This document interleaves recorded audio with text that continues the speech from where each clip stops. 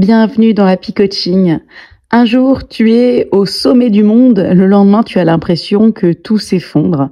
Un simple message peut te booster ou te plomber. Pourquoi ressens-tu tout si fort? Pourquoi tes émotions te donnent-elles l'impression d'être en permanence comme sur un grand 8? Bienvenue dans cette nouvelle séance. Je te parle aujourd'hui des montagnes russes émotionnelles que vivent la majorité des personnes neuroatypiques. Alors tu vas peut-être penser que tout le monde est concerné par les montagnes russes émotionnelles. C'est vrai que ce qui caractérise tous les êtres humains, ce sont les émotions. Mais lorsqu'on est neuroatypique, qu'on est par exemple TDAH, haut potentiel, hypersensible, autiste, multipotentiel, 10, etc. Bref, quand on a un cerveau qui a un fonctionnement un petit peu ou beaucoup selon les personnes différents, eh bien tu peux être très très fortement concerné par les montagnes russes émotionnelles. C'est donc un phénomène très fréquent chez les neuroatypiques, mais aussi chez les personnes très sensibles ou très créatives, par exemple chez les artistes. Ce n'est pas un défaut, c'est un fonctionnement cérébral spécifique. Et ce que je veux t'expliquer dans cette séance Happy Coaching, c'est pourquoi ou comment ces montagnes russes fonctionnent et voir comment mieux les vivre. Déjà, pourquoi nos émotions sont-elles si intenses? Quand on est neuroatypique, il faut bien comprendre qu'il y a des facteurs neurologiques et biologiques spécifiques qui entrent en jeu. En général, ce que j'observe, c'est un cerveau beaucoup plus réactif que la majorité des personnes. L'amygdale, qui est le centre des émotions, est hyperactive ou hyperactivée, ce qui amplifie tous les ressentis. Le rôle de la dopamine et de la sérotonine aussi entre en jeu. Chez les TDAH, qui est un sujet que je connais très très bien, la dopamine fluctue énormément, ce qui entraîne par moment un effet boost suivi à un moment donné d'un crash, qui peut être plus ou moins prononcé, plus ou moins violent, mais qui existe toutefois. Les HPI, les hauts potentiels intellectuels, ont une pensée ultra rapide. Et cela crée un enchaînement d'émotions fulgurantes. Et souvent, les hauts potentiels intellectuels peuvent ne pas avoir l'impression d'être aussi hypersensibles parce qu'ils ont appris à mettre une sorte de carapace pour, entre guillemets, maîtriser leurs émotions.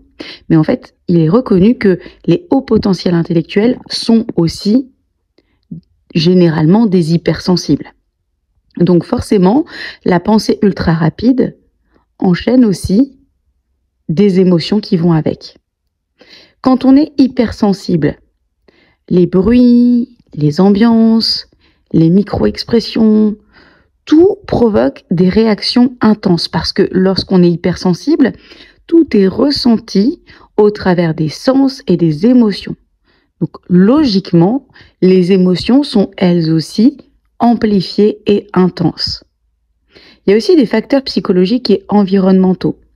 Le phénomène ou l'effet de l'hyperconscience, ça, je l'observe chez plusieurs types de profils neuroatypiques. Qu'est-ce que c'est que cette hyperconscience? C'est lorsque vous observez tout, vous analysez tout, vous ressentez tout. Donc, d'une manière ou d'une autre, que ce soit par les ressentis, l'observation, l'analyse, j'ai envie de dire que ça concerne pratiquement toutes les personnes neuroatypiques. Vous avez un phénomène d'hyperconscience qui fait que votre cerveau est constamment stimulé.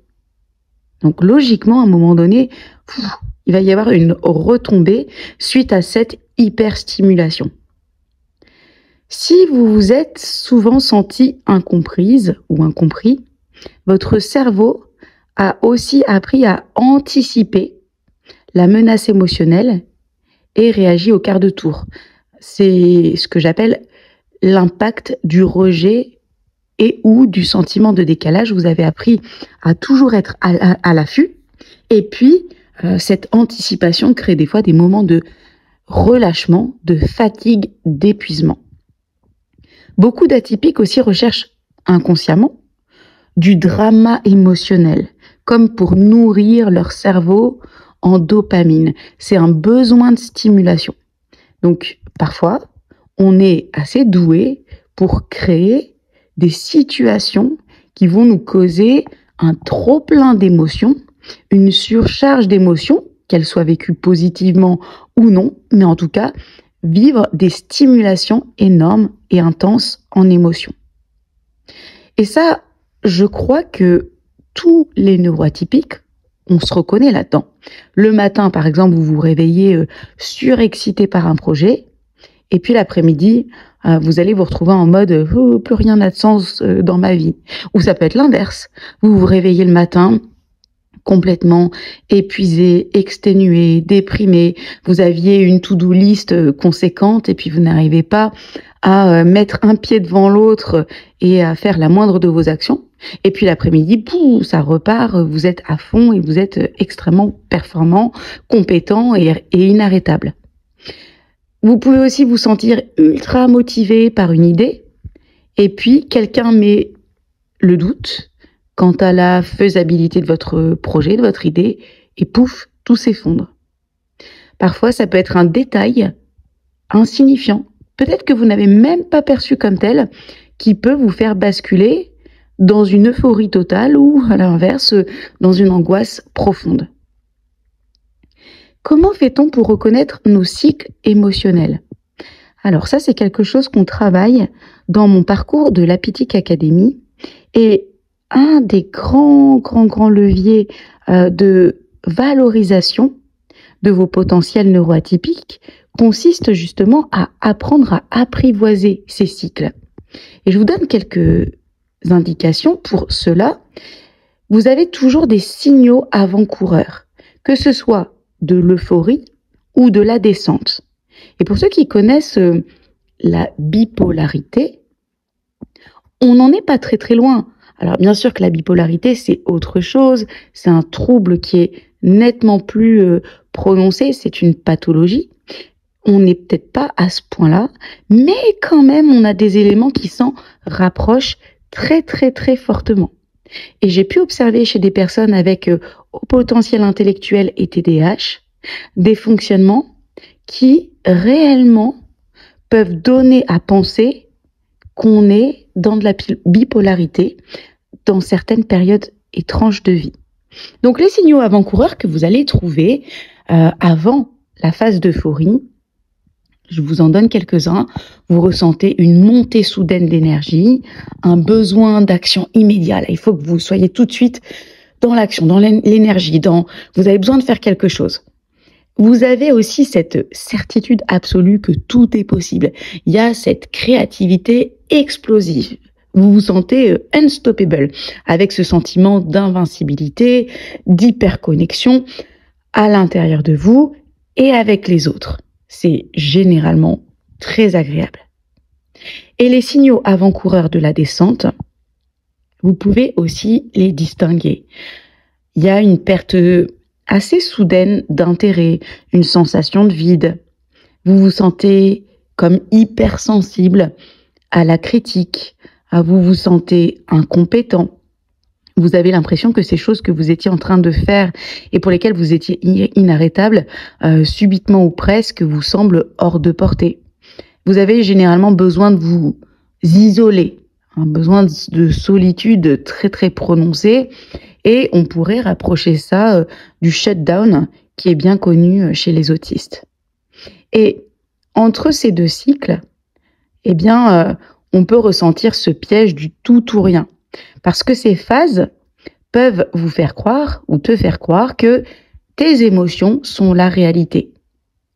C'est justement ça qui caractérise les émotions, c'est que lorsqu'on les traverse, qu'on les vit, elles nous font ressentir que c'est la réalité. Et oui, je suis complètement effondrée, je me sens inutile, nulle, donc je vais faire le lien avec je suis inutile, je suis nulle. Ou bien j'ai un sentiment d'euphorie, je suis inarrêtable, tout est possible pour moi, donc je suis inarrêtable. Alors c'est très bien, parce qu'évidemment le but c'est d'aller vers vos plus grands potentiels. Mais vous comprenez que c'est essentiel aussi de vivre avec ces montagnes russes. Je vous donne quelques pistes pour justement mieux vivre avec. La première, c'est observer au lieu de subir. Peut-être même tenez un journal émotionnel. Alors, je vais pas vous dire des choses que moi je ne tiendrai pas. Je serais incapable, me connaissant, de tenir un journal de la sorte pendant une semaine complète. Par contre, le faire pendant 24, 48, 72 heures, oui, vous pouvez tenir une forme de journal où vous allez repérer vos cycles. Et c'est très intéressant parce que vous allez tirer des conclusions, des observations de ça. Est-ce que ça se répète, par exemple, en fonction de tranches horaires dans vos journées? Moi, ce que j'ai remarqué pour moi, c'est qu'en fonction de mes cycles de sommeil, eh bien, je vais avoir des phases beaucoup plus prononcées. Aussi en fonction du cycle menstruel, si vous êtes une femme. Mais sachez que les hommes aussi ont des cycles hormonaux qui semblent parfois imperceptibles, mais quand on est neuroatypique, forcément, ils sont aussi prononcés. Et donc, prenez du recul pour vous dire, ah, ok, là, je suis en montée, là, je suis en descente. Mais ça ne définit pas ma réalité. On apprend aussi dans la Pitic Academy à stabiliser notre système nerveux. Il existe des techniques, alors vous pouvez même regarder sur Internet si vous ne connaissez pas très bien, mais stabiliser son système nerveux, ça va vous permettre aussi de jouer avec la saisonnalité de vos émotions. Et puis, vous pouvez limiter les extrêmes. Parce que dans certaines phases, vous allez ne plus dormir ou presque pas dormir, ou alors être très strict sur la qualité de votre alimentation, ou à l'inverse, complètement relâcher la qualité de votre alimentation. Évitez au maximum les variations chimiques brutales qui peuvent amplifier justement ces montagnes russes.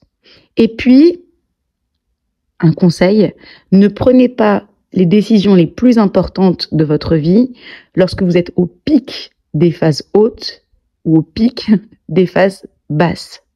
Parce que vous savez que même si c'est très agréable d'être tout en haut de votre phase haute, ça n'est pas là non plus où vous êtes le plus, on va dire, connecté à votre plein potentiel, parce que même si ça nous donne l'impression que c'est le cas, eh bien, c'est pas quelque chose qui est dans la norme de ce que vous pouvez tenir. Si vous avez un entourage qui est bienveillant, mais vous pouvez aussi expliquer à certaines personnes votre fonctionnement parce que ça peut éviter les incompréhensions. Il y a toujours des personnes qui peuvent comprendre. Déjà parce que l'être humain est un être émotionnel, donc tous nous avons des émotions, mais parce que vous allez vous rendre compte dans votre entourage qu'il y a quand même beaucoup de personnes qui, à défaut d'être elles-mêmes neuroatypiques, ont dans leur entourage très très proche des personnes qui connaissent ces sujets-là. Ça peut être leur conjoint, ça peut être leur frère, ça peut être leur meilleur ami, ça peut être un ancien collègue. Enfin voilà, on a quand même aujourd'hui beaucoup de gens qui ont au moins déjà quelques notions de la neuroatypie. Donc vous pouvez en parler. Il y a des personnes qui ne comprendront pas, mais au moins qui seront informées. Et il y a des personnes qui comprendront parce que, justement, elles ont quelques notions là-dessus. Ce que je veux que vous reteniez de cet épisode, c'est que ces montagnes russes ne sont pas une malédiction. Et c'est vrai que souvent, lorsque j'accompagne mes académiciens, il y a ce sentiment d'être victime quelque part de ces montagnes russes parce que j'étais tellement bien, j'étais en énergie haute, j'étais dans toute ma toute puissance et je retombe très très bas. C'est une particularité de votre cerveau. Plus tu comprends ça, plus tu peux l'apprivoiser. Donc il y a des phases comme accepter. Pas facile d'accepter qu'il y a des moments où je vais me retrouver au fond du trou. Et puis je sais que je remonte très vite, mais il faut l'accepter. Pas facile de comprendre que lorsque je suis tout en haut, malheureusement ou pas, c'est pas durable en permanence. Plus vous comprenez, plus vous pouvez accepter, et ensuite vous allez pouvoir aussi en faire une force. Et c'est là où je trouve que c'est incroyable d'aller étudier, analyser comment vous fonctionnez, parce que vous apprenez à fonctionner à avancer au travers de chacune de vos phases. Vous allez pouvoir faire certaines activités en fonction de là où vous vous trouvez. Vous allez pouvoir avoir des périodes où vous allez être plus dans le relationnel, dans la prise d'initiative, dans la décision, dans les actions audacieuses, ou inversement dans l'introspection, dans l'analyse, dans la gestion. En fait, vous allez pouvoir vous connaître et maximiser ce que vous allez faire de vos talents en fonction de là où vous vous trouvez dans vos cycles neuroatypiques en quelque sorte. Je vous encourage à réécouter, si vous avez besoin, cet épisode parce que je vous ai donné beaucoup d'astuces dedans et beaucoup de points que vous allez pouvoir approfondir. Observez vos cycles neuroatypiques et n'hésitez pas à me dire en commentaire là où vous vous reconnaissez dans vos montagnes russes, comment vous les vivez et s'il y a des astuces ou des techniques ou je ne sais quoi d'autre que vous utilisez, n'hésitez pas à partager parce que le but c'est quand même que ça puisse être utile au plus grand nombre. Je vous dis à très vite dans Happy Coaching.